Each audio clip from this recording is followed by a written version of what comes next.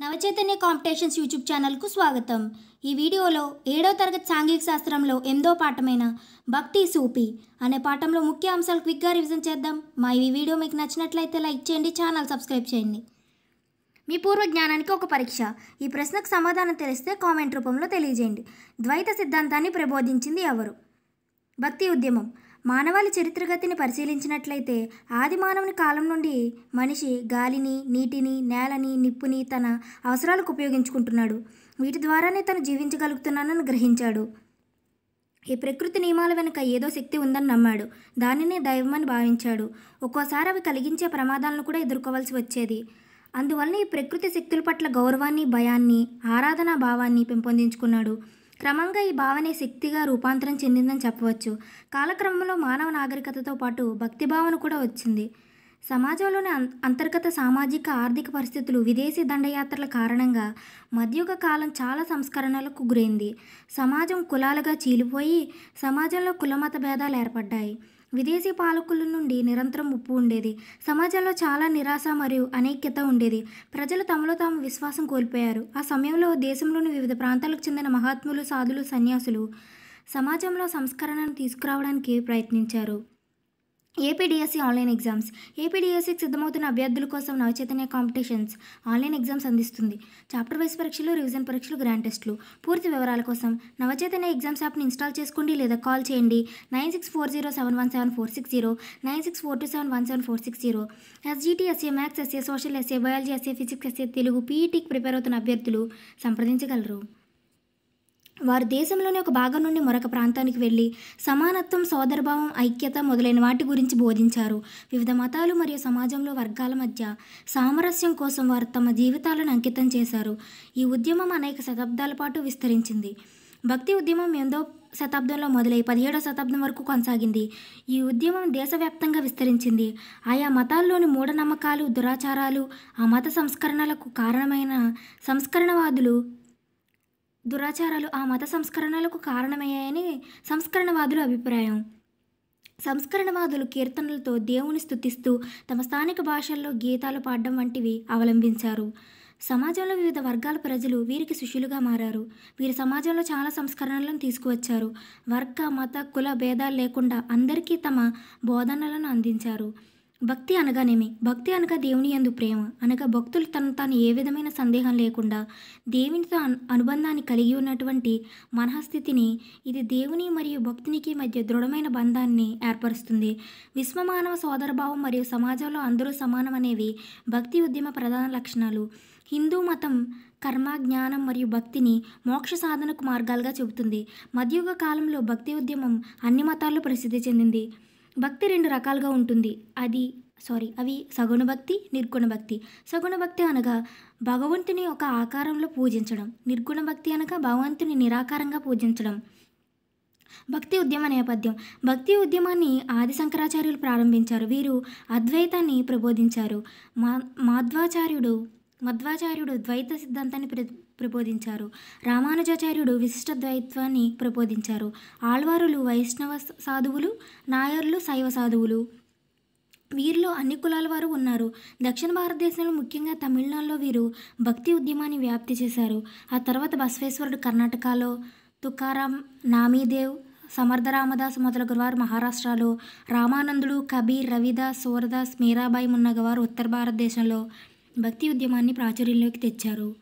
అదేవిధంగా చైతన్య మహాప్రభు బెంగాల్లో, గురునానక్ దేవ్ పంజాబ్లో మరియు శంకరదేవుడు అస్సాంలో భక్తి ఉద్యమాన్ని కొనసాగించారు. ద్వైతం. జీవుడు వేరు మరియు దేవుడు వేరు. విశిష్ట ద్వైతం. జీవుడు దేవుడిలోని అంశ. అద్వైతం. జీవుడే దేవుడు.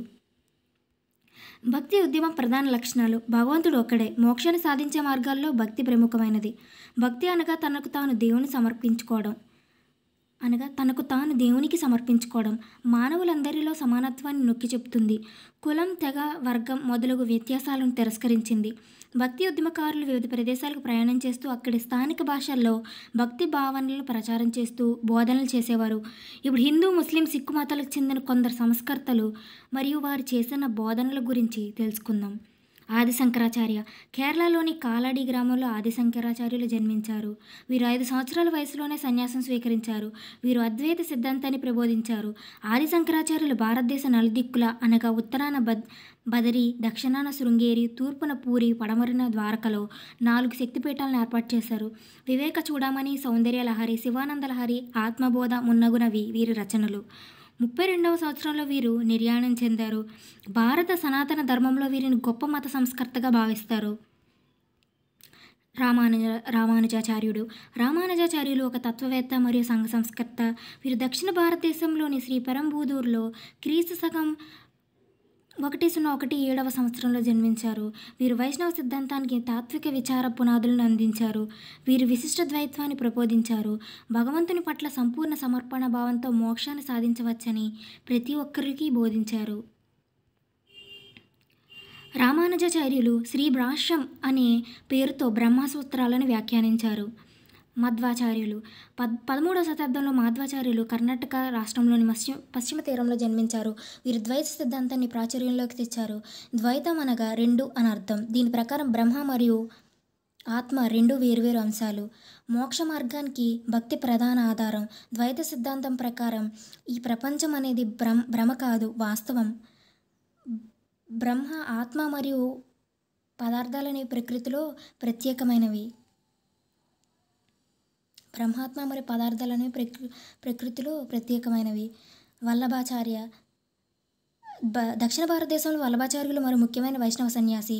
వీరు తెలుగు ప్రాంతానికి చెందినవారు. తత్వశాస్త్రంలో అపార జ్ఞానం, ప్రతిభా పాండిత్యం కలిగిన వారు. వీరి ఆలోచన విధానాన్ని శుద్ధ అద్వైతం అంటారు. ఈ సాంప్రదాయం ప్రకారం దేవుడు ఒక్కడే. వల్లభాచార్యుని బోధనలను పుష్టి మార్గం లేదా భగవద్ధానుగ్రహ మార్గంగా చెప్పవచ్చు. వీరికి భగవాన్ శ్రీకృష్ణునందు అపారమైన భక్తి, అద్వితీయ ప్రేమ ఉండేది. బ్రహ్మసూత్రాలకు వీరు భాష్యం రచించారు. బ్రహ్మసూత్రాలు అనేది ఒక సంస్కృత గ్రంథం. వీటిని వ్యాసుడు లేదా బాదరాయణుడు రచించాడు. బ్రహ్మసూత్రాలని వేదాంత సూత్రం అని కూడా అంటారు. బసవేశ్వరుడు కర్ణాటక రాష్ట్రానికి చెందిన రాజనీతిజ్ఞుడు, తత్వవేత్త, కవి మరియు సామాజిక సంస్కర్త. అతను వీరశైవ సాంప్రదాయాన్ని ప్రచారం చేశాడు. ఆయన రచనలను వచనములు అంటారు. అతను పుట్టుకతో లేదా సామాజిక స్థితితో సంబంధం లేకుండా ప్రజలందరికీ బోధించాడు. అతని ప్రసిద్ధ సూక్తి మానవులంతా సమానమే, కులం లేదా ఉపకులం లేదు. కులము లేదా ఉపకులం లేదు. రామానందుడు. ఉత్తర భారతదేశంలో వైష్ణవ మతాన్ని ప్రచారం చేసిన ఘనత రామానందునికి చెందుతుంది. వీరు ప్రయాగ్లో జన్మించారు. బనారస్లో వీరి విద్యాభ్యాసం కొనసాగింది. ఉత్తర భారతదేశంలోని అనేక ఆధ్యాత్మిక ప్రదేశాల్లో సంచరిస్తూ వైష్ణవ సిద్ధాంతాన్ని బోధించారు. రామానుజాచార్యులు వారి విశిష్ట ద్వైతం పట్ల వీరికి విశ్వాసం. అతని బోధనలను ఈయన బహుళ ప్రచారంలోకి తీసుకువచ్చాడు. సమాజం వివిధ వర్గాలుగా విభజించబడి ఉండడాన్ని ఈయన వ్యతిరేకించాడు. ఇతను హిందీ భాషలో బోధనలను చేశాడు. కబీర్. ఉత్తర భారతదేశంలో ప్రముఖ భక్తి ఉద్యమ సాధువుల్లో కబీర్ ఒకరు. నీరు అనే ఇస్లాం చేనేతకారుని ఆదరణలో పెరిగారు. బాల్యం నుంచి కబీర్కు దైవభక్తి ఎక్కువ. యవ్వన ప్రాయానికి వచ్చాక రామానందుని శిష్యునిగా మారి ఎక్కువ కాలం బనారస్లో గడిపాడు. రామానందుని ద్వారా ఆధునీకరించబడిన మరియు బహుళ ప్రాచుర్యం పొందిన వేదాంత తత్వాన్ని కబీర్ సంగ్రహించాడు. అన్ని మతాలు, వర్గాలు, కులాల మధ్య ఐకమత్యాన్ని పెంపొందింపజేసేలా ప్రేమతత్వాన్ని ఒక మతంగా ప్రచారం చేశారు. దేవుని ఎదుట అందరూ సమానమే అని బోధించాడు. హిందూ ముస్లింల సమైక్యత కొరకు ప్రయత్నించిన మొదటి సాధువుగా కబీర్ని చెప్పవచ్చు. సంత రవిదాస్ బనారస్లో నివసించారు. వీరు నిరాడంబర జీవితాన్ని గడుపుతూ సంతృప్తిగా జీవించేవారు. ఆయన రచనల్లో ఎంతో సామరస్యం కనిపించేది. ప్రతివారు భగవంతునికి తనను పరిపూర్ణంగా సమర్పించుకోవాలని బోధించారు. హరిలో అందరూ, అందరిలోనూ హరి అనేది వీరి బోధనల సారాంశం. మీరాబాయి. మధ్యయుగ కాలంలోని మరొక ముఖ్యమైన భక్తి ఉద్యమకారిణి మీరాబాయి. బాల్యం నుంచి ఆమె శ్రీకృష్ణుని భక్తురాలు. వివాహం తర్వాత కూడా ఆమె శ్రీకృష్ణ భక్తిని కొనసాగిస్తూ గొప్ప గాయకురాలుగా పేరు పొందింది. రాజు కుటుంబంలో జన్మించినప్పటికీ చాలా నిరాడంబరంగా జీవించింది. సమాజంలోని అన్ని వర్గాల్లో కృష్ణ భక్తిత్వాన్ని ప్రచారం చేసింది. భక్తి పారవస్యంతో ఆమె పాడే భజనలను వినడానికి అన్ని మతాలకు చెందిన సాధువులు రాజస్థాన్లోని చిత్తోడ్ ప్రాంతాన్ని సందర్శించేవారు. మీరాబాయి సంత్ రవిదాస్ శిష్యురాలు. శతాబ్దాలుగా మీరా భజనలు జనబాహుళ్యంలో చిరస్థాయిగా నిలిచిపోయాయి. చైతన్య మహాప్రభు. ఇతనిని శ్రీ గౌరంగ అని కూడా పిలుస్తారు. ఇతను బెంగాల్కి చెందిన ప్రముఖ వైష్ణవ సాధువు మరియు సంస్కర్త. భారతదేశంలోని దక్షిణ పశ్చిమ ప్రాంతాలైన పండరీపురం, సోమనాథ్ మరియు ద్వారకలను సందర్శించి తన బోధనలను ప్రచారం చేశాడు. ఉత్తర దిక్కున ఉన్న బృందావన్, మధుర మరియు ఇతర తీర్థయాత్ర ప్రదేశాలను సందర్శించి చివరిగా పూరిలోని స్థిర నివాసం ఏర్పరచుకుని తుది శ్వాస వరకు అక్కడే నివసించాడు. చైతన్యుడు దేవుడు ఒక్కడే అని ఆయన కృష్ణుడు లేదా హరి అని విశ్వసించాడు. ప్రేమ భక్తి గానం మరియు నృత్యం ద్వారా దేవుని సన్నిధిని చేరుకోవచ్చని ప్రబోధించాడు మరియు ఆత్మ పరిశీలనకు ప్రాముఖ్యతని ఇచ్చాడు. ఇది గురువు ద్వారా మాత్రమే సాధించవచ్చని అతను నమ్మాడు. శంకరదేవుడు అస్సాం ప్రాంత సాధువు. అతడు కవి, నాటకకర్త మరియు సంఘ సంస్కర్త. సాంఘిక ఆధ్యాత్మిక కార్యక్రమాలకు అన్ని వర్గాల ప్రజలు సమావేశం అవ్వడానికి సత్రాలు లేక మఠాలు మరియు నామ్ ఘర్లను ప్రారంభించాడు. శంకరదేవుడు గిరిజనులతో సహా అందరికీ వైష్ణవ మతాన్ని ప్రబోధించడంలో విజయం సాధించాడు. గురునానక్ సిక్కు మత స్థాపకుడైన గురునానక్ మరొక ముఖ్య సాధువు. కబీర్ బోధనలను ఈయన విశేషంగా అభిమానించాడు. లాహోర్ సమీపంలో తాల్వండి గ్రామంలో గురునానక్ క్రీస్తు శకం 1469లో జన్మించాడు. చిన్నతనం నుండే మత గురువులతో, సాధువులతో మతపరమైన చర్చలు జరుపుతూ ఉండేవాడు. సత్యం, సోదరభావం, సరైన జీవన విధానం, సామాజిక విలువలైన పని పట్ల గౌరవం మరియు దాతృత్వం పట్ల నమ్మకాన్ని కలిగి ఉండేవాడు. ఇతడు దేవుడు ఒక్కడే అని మరియు సోదరభావాన్ని కలిగి ఉండాలని విశ్వసించాడు. సాధారణ ప్రజల భాషలో తన బోధనలు చేశాడు. ఇతని బోధనలు విశేష ప్రాచుర్యాన్ని పొందాయి. ఇతని శిష్యుల్లో హిందూ, ఇస్లాం మతాలకు చెందిన వారు ఉన్నారు. గురునానక్ అనుచరులను సిక్కులుగా పిలుస్తారు. దేవుడు ఒక్కడే, మానవులందరూ ప్రత్యక్షంగా దేవునితో అనుసంధానం కాగలరని గురునానక్ బోధనలు విశేష ప్రాచుర్యం పొందినవి. కుల వ్యవస్థను నిరసించడం, కులం మరియు లింగభేదం లేకుండా అందరూ సమానమేనని బోధించడం గురునానక్ బోధనలోని ప్రగతిశీల అంశాలు. నామ్దేవ్ ఈయన పండరీపురానికి చెందిన విఠోబా భక్తుడు. సమాజంలోని అన్ని వర్గాల ప్రజలతో భజనలు నిర్వహించేవాడు. నామ్దేవ్ ప్రకారం దేవుని ప్రార్థించడానికి క్రతువులు, విస్తృతమైన పూజా విధానం అనుసరించాల్సిన అవసరం లేదు. ఏకాగ్రతతో మనస్సును దైవానికి సమర్పించడం ద్వారా మోక్షాన్ని సాధించవచ్చని బోధించాడు. జ్ఞానేశ్వరుడు భగవద్దీపిక అనే పేరుతో భగవద్గీతకు వ్యాఖ్యానాన్ని రాశారు. దీనినే జ్ఞానేశ్వరి అని కూడా పిలుస్తారు. జ్ఞానేశ్వర్ మరాఠీ భాషలో బోధనలు చేశాడు. సమాజంలోని అన్ని కులాలను భగవద్గీత గ్రంథ పఠనానికి అనుమతించాలని బోధించాడు. తెలుగు భక్తి ఉద్యమకారులు. సాహిత్యం ద్వారా భక్తి ఉద్యమాన్ని ప్రచారం చేసిన కొందరు తెలుగు కవులను, పండితులను గురించి తెలుసుకుందాం. ఈమె మొల్లమాంబ అని కూడా పిలుస్తారు. మొల్ల ప్రసిద్ధ తెలుగు కవయిత్రి. రామాయణాన్ని తెలుగులో రాసిన మొల్ల శ్రీకృష్ణదేవరాయలకి సమకాలికురాలుగా పరిశీలకుల అభిప్రాయం. ఈమె శైలి సరళంగా, ఆకర్షణీయంగా ఉంటుంది. అన్నమయ్య. తాళ్లపాక అన్నమాచార్యగా ప్రసిద్ధి చెందిన అన్నమయ్య కడప జిల్లాలోని తాళ్లపాక గ్రామంలో జన్మించాడు. వీరిని పద కవితా పితామహుడు అంటారు. ఈయన శ్రీ వెంకటేశ్వరుని కీర్తిస్తూ 32,000 సంకీర్తనలు రాశారని ప్రతీతి. తెలుగువారందరిలో అన్నమయ్య కీర్తనలు బాగా ప్రాచుర్యం పొందాయి. సమాజంలో అసమానతలను తన పద్యాల్లో నిరసించారు. మధ్యయుగ భారతీయ సమాజంపై భక్తి ఉద్యమ ప్రభావం.